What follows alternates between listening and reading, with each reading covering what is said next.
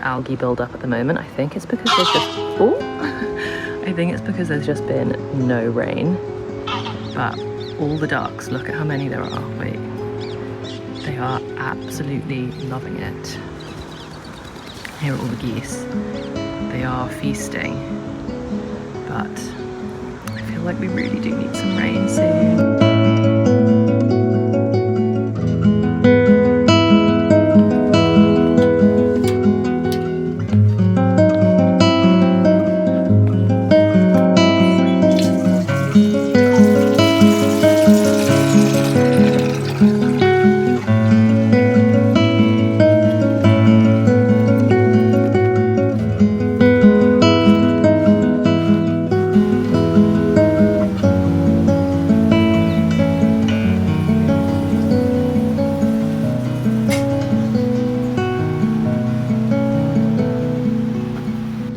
Hosepipe ban means some of our stuff is kind of struggling, but I am so proud of our first year of dahlias. This one is just stunning. And then we've got these little fluffy yellow ones, which are also so cute. Some of these are looking a little bit worse for wear. The richness of the colour of this one is so cool. And we still have so many more that are still to come, which is so exciting.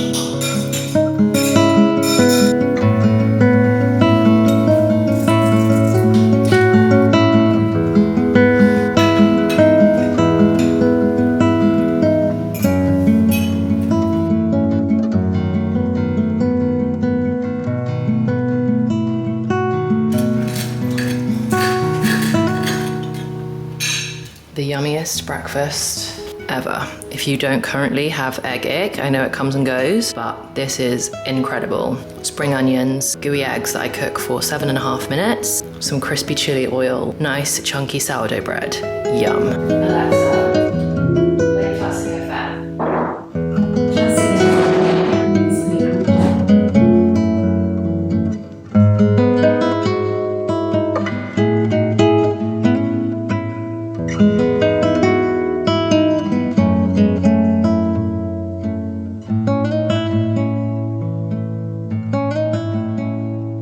Just finishing up getting ready, and I thought this would be a good time to tell you, for those of you that have been in my DMs asking if I have an active wild code at the moment, I do. And in fact, for any of my Disney lovers, to celebrate 100 years of Winnie the Pooh, they have a new Disney Winnie the Pooh inspired wild case, which is the sweetest, most wholesome thing. Wild is the deodorant I've been using for years and years. It is the most moisturizing formula. I think it's the shea butter that's in here. And if you are somebody that suffers from like just dry or sore, I really did. I think it was all the nasties that was in the previous deodorants that I was using. If you're someone that suffers with that, then I highly recommend giving Wild a try. There are no harsh chemicals, no parabens, and is scientifically proven to give you 24-hour protection. Pop the refillable insert on here like this. It's so easy.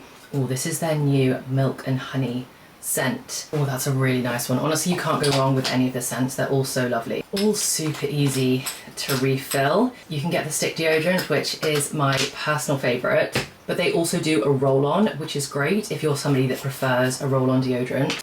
And the roll-on is super easy to refill as well. Pops in there like that. And then one of their products, which I definitely don't talk about enough, is their lip balm. These are so great. Again, this Disney Winnie the Pooh inspired case, I think these are so sweet and so wholesome. But their lip balms are fantastic. I've got a couple of these kind of dotted around the place. I've got one in my car, one in my handbag. And you just start to wind it down. The cardboardy bit will pop off. Wind it all the way to the bottom. And again, these lip balms are super moisturising. So if you would like to give Wild a try, then as I mentioned, I do still have a code that is active for you guys to use. I know so many of us use Wild already, so if you're looking for a top up of Wild products, then this is a great time. If you use the code EllenFlash, you'll get 20% off the entire Wild website. I'll put the QR code on screen so you can either scan that or put the link in the description box. And as always, thank you so much to Wild for partnering with me on this part of the video. Oh my God. Look at where it rolls. Go. Oh, shucks. Shucks. Let's go on our walk. Come on, you silly goose.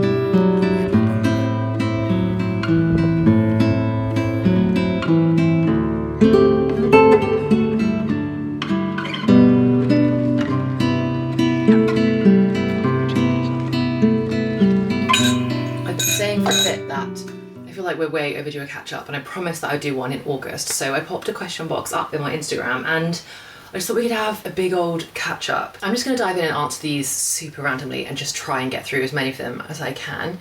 First one, what are your plans for the rest of summer? Honestly, it's pretty chill. It's been very relaxed the last few weeks. I feel like right now life is extremely boring, but like not in a bad way for me. I'm finding it hard to like know what to vlog because everything, it just feels like a really quiet season for us. So there isn't much going on. We are next week, which I'm very excited about. We're going to Southwold next week, which is a little town on the Suffolk coast. So we're going to the English coast for a bit longer than a weekend, which will be so nice because I don't think we've been, maybe since Christmas last year, which feels crazy that we haven't been. Can it have been that long? Probably. I don't think we've been since Christmas, and usually we're there, you know, like several times a year, so really looking forward to that. And then to me, summer ends at the end of August, so that's kind of what we're doing to like round out the end of summer. We're going to go spend a few days by the coast, fish and chips, pubs, walks along the sea, see family. I've got like cousins and my aunt and everything that live there, so it'd be so nice to see them. I think my parents might come too, fingers crossed, because if they come it means Bali comes. So we've got that, and then apart from that, honestly, it's just very chill, trying to enjoy the warm weather. I am now starting to get more pangs of excitement for the cozy season, but I'm just trying to vibe with where we're at. Somebody has also then said, pretty close to that question, can't wait for the autumn vlogs, any fun projects? I also am getting quite excited for the autumn vlogs, mostly because I'm just excited for like a new like hit of energy, and just the start of a new season. The start of any new season is my favourite time. I really do love them all, and it's like the beginning of a new season when you just get to think about all the fun things that you get to do over the next 3 months. That's just so specific to this time of year, and autumn's gonna be one of the best. We're gonna have to choose when we're gonna go pumpkin picking. We're finally gonna kick off a lot of like the home project-y type things that we've been wanting to for ages, that we're gonna do a bathroom renovation. There's a lot of antique markets that Cameron really wants to go to, so I'm so excited to do like a bit of a tour of those. And there's like a lot of big furniture pieces that we really want to get, and there's a lot of small crafty projects that I want to do to like decorate the house. I've started doing some bits with our wedding photographs, but there's like other stuff that I want to do from like a crafty perspective to just like add some more character to the house. It's still feeling like there's just so many things, like the curtains that are in this bedroom, like these were the curtains that we had when we moved in here, and it'd just be lovely to put a bit more of a stamp of our personality on the house. So I'm really looking forward to that. And I think there was actually another question here that said something like, how long did it take you to make your house a home? I'm struggling. I don't feel like, I mean, this house does absolutely feel like home, but we in no way feel as though we've completed that. You spot things that are unfinished a lot more than other people do. The fact that we still don't have lampshades on any, we just have like dangling bulbs hanging from the ceiling, and we have no lampshades apart from we've got a couple in the living room, but we've got no lampshades anywhere else in the house. We have so many just like empty raw nails that are sticking out of the walls where the previous owners have like taken their, you know, mirrors or whatever off the walls and then left, and we haven't taken them out and we haven't repainted. I feel like our house is so unfinished. We haven't repainted, like there's so many like scuffs all up the wall. It's like completely battered from where we were obviously lifting our things in and they were lifting their things out and they've hit the walls, and we haven't repainted that. So I think it takes time. I think you notice things more than other people notice things. It depends on the type of home you want to have. I mean, I want somewhere that feels like really cozy, really like a family cozy home that's like just a lovely, warm, slightly cluttered, but not messy place to come home to. And I think the only way you can get that feeling is by filling it with things that feel truly personal to you. So I don't know if I've really got any advice in terms of how long it takes. I think it probably takes a lifetime, or it takes several years. We've been in the house now for 3 years, coming up to 3 years. Yeah, coming up to 3 years, so 2.5 years. And I feel like we are nowhere near done. I think it'll probably take us 5 to feel like, cool. But maybe not, maybe it just never feels done, I'm not sure. Where is your beautiful necklace from, please? This necklace that I'm wearing right now, this one is from Monica Vinader. I love it, I will link it. I'm actually only wearing this one right now because my actual one, or like my upgraded one, because this is the one that Cameron bought me a few years ago and I love it, and it's got like a little diamond. This one's from Monica Vinader, but he gave me a diamond, which is like a very sentimental diamond, in a new necklace that he gave me for the wedding. So that's what I now wear, but the chain is just being altered. So I'm wearing this one whilst it's at the alterations, but Monica Vinader this one, and then the other one is like a sentimental family piece of jewellery that I've got. Oh, I've had this one, actually not that much in this Q&A, I think there's only a couple of questions of it, but I have received it quite a few times through like comments on other videos and things. A couple of people have said, I've noticed you've added meat back into your diet. Can I ask why the change? I have added meat, I have added meat back into my diet. I actually probably haven't had any meat in about a month, but yes, I have added meat back into my diet. I had meat for the first time. I started eating it again this year, in 2026, for the first time in 8 years. So I was pescatarian for 8 years.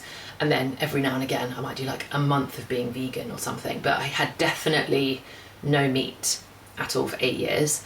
I don't really have any big reason why the change. I was really ill over the wedding that then has lasted. It has lasted a while. I really wasn't very well over the wedding. I got some bug in Cape Town that has kind of stuck with me, and I was still really not very well on the honeymoon. And then I came home and I had a bunch of tests, and the tests were kind of fine, to be honest. But long story short, for a while there, having like plain chicken and rice and having meat back into my diet that I could just have like plain meat and like very plain carbs was very good for my tummy, and that felt like something that really suited me very well. But beyond that, there isn't really like a reason why I added it back in. I just like suddenly felt okay about it. I don't know. I've never been somebody that has strict food rules. I've never been somebody that has particularly loud like food. I've always been very lucky. I've never really had food noise in a major way. I've always kind of just eaten whatever I fancied whenever I fancied it. I went vegan originally / vegetarian when one of my best friends, Holly, wanted to do veganuary one year back in 2018. I think it was 2018. And she said, I really want to do veganuary, will you do it with me? And I was like, oh no, really, that sounds so hard, da, da, da. And then I did it with her, and then I just saw so much stuff that like just put me off meat. And I think being vegan was so hard for me. As soon as I could add in back like eggs and fish and dairy and things, which I just like started to incorporate stuff back into my diet after we finished our like veganuary challenge, I was kind of like, oh, I'm fine with this. And I just didn't think about it too much. But I haven't added meat back into my diet, and I'm happy with that. I'm not necessarily now like, oh, I'm going to eat meat forever. Like I said, I don't actually think I've had any meat in about a month now, and I'm happy with that for now. But I reserve the right to change my mind again. I very well may have meat for a couple of years and then do another like 10-year stint with none. I'm go with the flow. A few YouTube related questions. Will you go back to 2 videos a week? You're one of my comfort creators. Firstly, thank you so much. That's like the biggest compliment I could ever receive to be someone's comfort creator. I've got my own comfort creators, and the thought of me being someone else's is just like crazy and so cool. So firstly, thank you so much.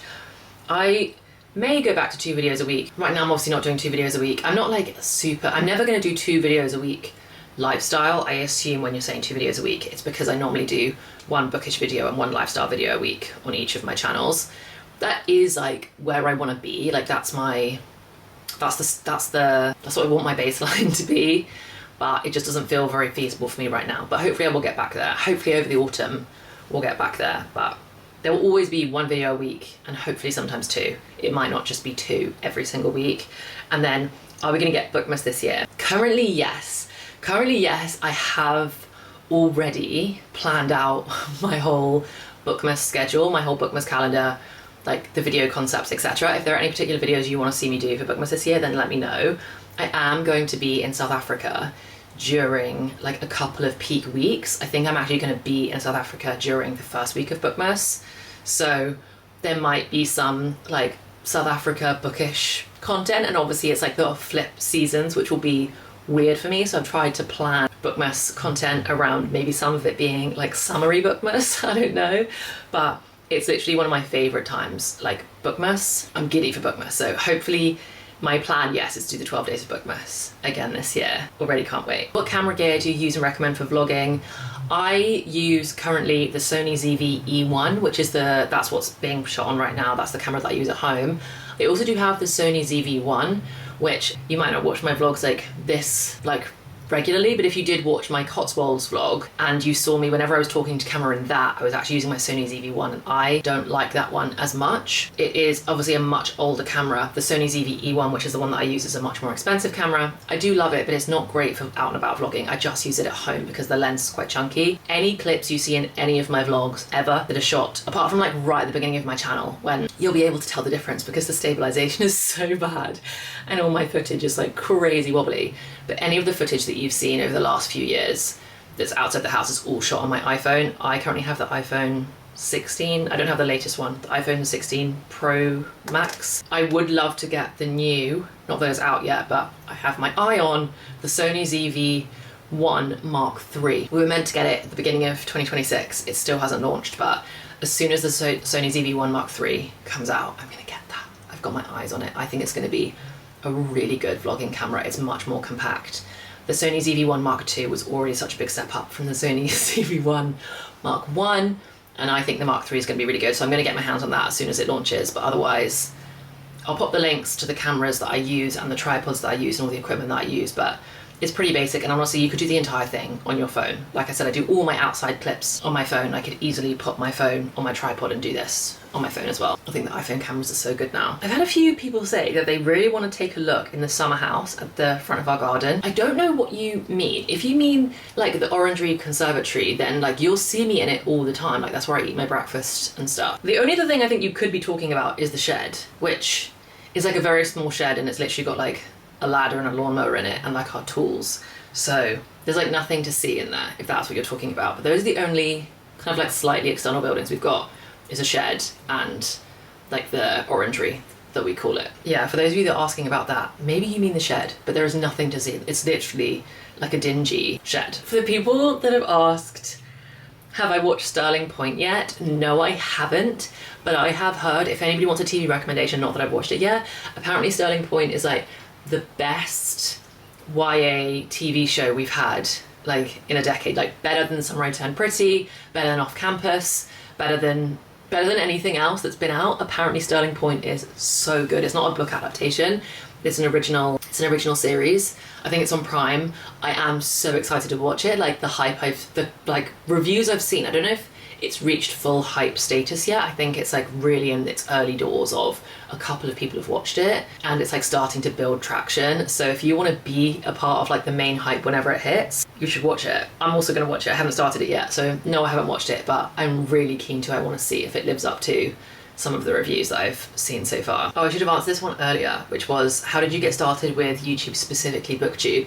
Honestly, I feel like I was kind of like pushed into BookTube in a way, in the sense that I have always been a reader, and I've always been a reader. I've always read, And then I think like the classic thing happened to me. I read some of Sarah J Maas's books, and then I got really hooked on reading like a much larger volume of books a month than I used to read. And I kind of entered the like fandom of like fantasy books and just like reading as a hobby in a community sense. I think I'd always read, but it hadn't been like a community fangirl thing, and anything I can be a fangirl of, I want to be involved. And also I think just being a fangirl is just who I've always been. I was part of the girls at school that like watched Gossip Girl, and everyone would come in the next day like after it had come out, and you'd watched it like illegally downloaded, pixelated, like on my bed on my laptop like the night before, and then we'd all come in and talk about like what Chuck had done in the last episode or whatever. And same with the Vampire Diaries, and it was Stefan or Damon and Twilight, whether you're Edward or Jacob. Like I've always been one of those girls that's just like loved the girlhood community around being able to just like be silly and giggly and like love something alongside like fellow girls and women. So as soon as I realized that like that was an option for reading books, and there was like this whole community side of it, and you could make friends online and you could talk about your favorite things or like something you've read. Like reading had just always been a very solitary thing for me, and then discovering that there was like a whole community was just the coolest thing. And then I started making book videos just because like I loved it so much. I like couldn't not. I started making book videos and popping them on this channel, so you will see them if you go all the way back.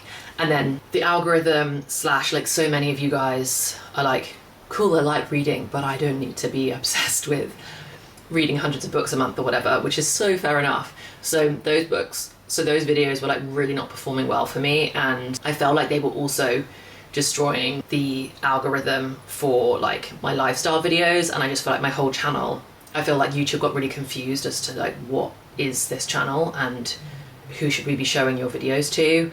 And so I decided to split it out and create my own bookish channel where I could just put all the book videos, and that has been like the best thing. I feel like YouTube now understands the two different channels for what they are, and they both just sit much more comfortably within their own niches. So I guess I just got started because I loved it, and I just really wanted to make, I always want to make videos about things that I love, so it kind of happened organically. Best advice for someone who wants to start YouTube in 2026. I guess off the back of what I just said, I would make videos about things that you love. You don't need fancy equipment at all. I would buy a tripod. I think having a tripod is a good use of money, although you can just prop your phone up or camera up on things. But I think buy yourself a tripod. I'll link the one that I use, but any tripod from Amazon will do. Use your phone, and then I think the best thing to do is to think about like the type of community you want to build. That is how I've done it. I think there are so many different ways to start a YouTube channel. My main focus has always been like making friends, like making virtual friends, and having like a community and a collection of women that all just kind of are on the same vibe. Like we all just kind of like the same things. We're not exactly the same, but we have similar interests, want to live a relatively similar life or are on a similar vibe, and it's just like a safe space to be without any animosity or awkwardness, or like we can just vibe and chill. And I think if you make videos with a kind of a goal in mind for like what you want it to be, I think then things will feel cohesive without you needing to have like a niche. And just be comfortable being bad at the beginning. I have got so comfortable being rubbish at things over the last however many years since I started doing YouTube, and being rubbish at something publicly is like a very humbling experience. And I think just get really comfortable being like, yeah, that was embarrassing. Like I made a video and it wasn't very good. And I think even when you make videos that are good, it's still somewhat embarrassing to put yourself out on the internet. And I think you just have to be like, yeah, that's a bit embarrassing, but I love it, and some people like it, and there may very well be people that like I went to school with, or complete strangers that laugh at me or say that it's stupid or whatever, but I just have to go, I just don't care. Like the joy that I get from it, and the friendships that I do make, and the fulfillment that I have, and like all the rest of it is just so worth it. And you just have to like water off a duck's back with like being bad, being embarrassing. The quicker you can get comfortable with that feeling, I think the better you'll be. And then once you start, my number one thing I did was I started making videos. I started on the 1st of January, and then I just said I'm just gonna make one every week and just never stop. And then I just did it. And that was that. Would you ever create a cookbook? You know, I would love to make a cookbook. I have tried, not in the sense that I've tried to make a cookbook like a cookbook, but I have tried to organize my recipes in, I guess, what is essentially a cookbook in Canva so that they're just all in one place. And it's a crazy amount of work. I keep thinking there must be an easier way to do this. Like there just must be a simpler way to just get all of this information in one location. I don't need to make some like professional published cookbook, although that would be so cool. But I would love to have all of my recipes organized in one location so that I can share them with you, so that I have them for myself, so that every season that comes around, I have all my recipes that are like my favorites that I just love to go back to every year, and I don't have to like try and search through my notes app or find wherever it was that I scribbled it down last. So I am like kind of trying to organize that now, but it's just crazy to me. It blows my mind how much work it is, because I don't know, you've got to move every little text box and you've got to get everything like lined up right, and then some recipes fit neatly on a page and some recipes have to go through over several pages, and then that messes up the flow. I don't know, I am working on it, but it's a lot more work than I thought it was going to be.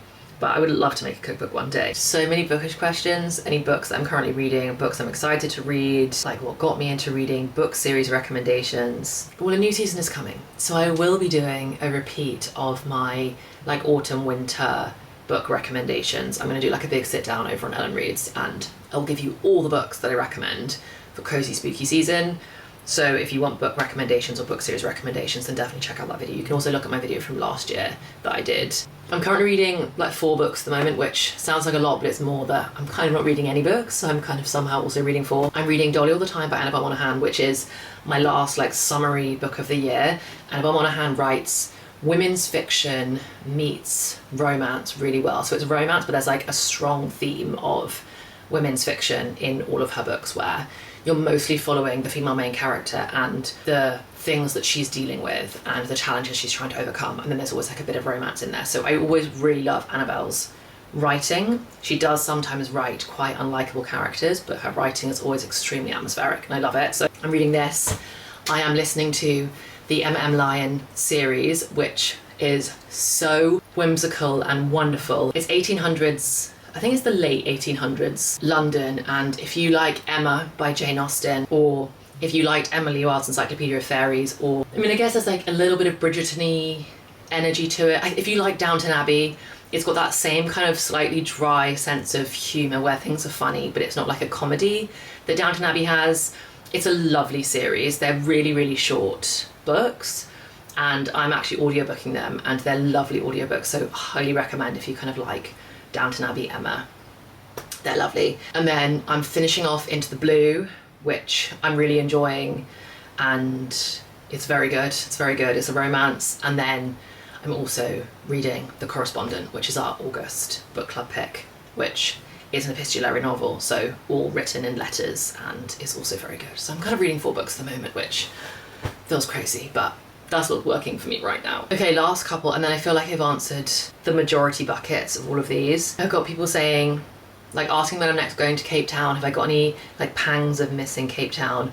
What am I looking forward to in the second half of the year? We are going back to South Africa in November, December. I think I kind of already said that, but that's going to be our next trip out there. We're going to Durban for a while, which will be really nice because I haven't been to Durban in ages, which is where Cameron is actually from. And then we're also going to Cape Town for a bit, which is where Cameron's office is. And then other plans for the second half of the year, going to Disney, which is going to be so good. We're doing Halloween, not actual Halloween weekend at Disney, but we're doing Halloween Disney, which is going to be so much fun. I'm so excited for that. Hopefully we'll do like Christmas at Q and like all the festive stuff when that comes, and we'll do pumpkin picking, and I'd love to do like apple picking this year. That would be really fun. All the cinnamon recipes to come. So excited for. Break out all the pumpkin, and not that I have many pumpkins, but all the like to start decorating the house for autumn is going to be so lovely. How did you meet your husband, and do you see babies in your future, and like lots of questions about do we want to have kids and stuff like that.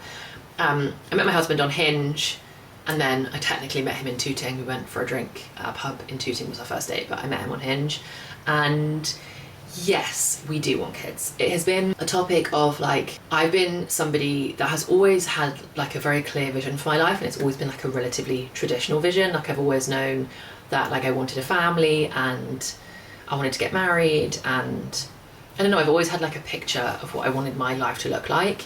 And then over the last, I'd say like 18 months to, yeah, probably over the last 18 months, when the concept of like actually having children becomes a reality, and it's not like when you're 22 and you're like, oh yeah, I'd love kids one day.